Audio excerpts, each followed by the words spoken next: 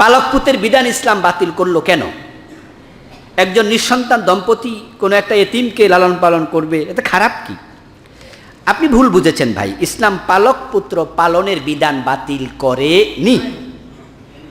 একজন নিঃসন্তানকে পালার ব্যাপারে, লালন পালনের ব্যাপারে ইসলাম উৎসাহিত করেছে, কিন্তু যাকে লালন পালন করছেন তাকে পুত্র ডাকতে মানা করছে।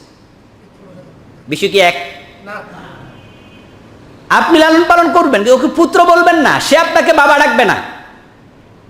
মানুষের কাছে বলে বেড়াবেন না এটা আমার ছেলে, এটা আমার মেয়ে, এটা ইসলামে নিষেধ।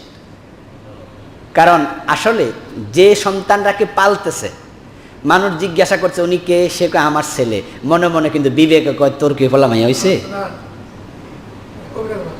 উনি জানে, তার বিবেক বলছে তুই তো নিঃসন্তান, তুই কেমনে করি তোর ছেলে। এরপরে সেই লোকের বিবেক তাকে বলে এই হের কি বাপ নাই রে, তাহলে তুই কেমনে তার বাবার জায়গায় আসলি। তো সে মিথ্যা বলতেছে, অহরহ কি করছে, মিথ্যা বলছে। এর জন্য ইসলাম কি মিথ্যা বলতে মানুষকে শেখাতে পারে? তাই রাসূল লালন পালন করছেন হযরত যায়েদ বিন হারেসাকে। লোকজন ডাকা শুরু করছে যায়েদ বিন মুহাম্মদ, মুহাম্মদের ছেলে যায়েদ। আল্লাহ কোরআন আয়াত নাজিল করছে, না তোমরা এটা বলিও না, ওয়াদউহুম লিআবাইহিম, তাদেরকে তার বাবার সাথে মিলায়া ডাকো।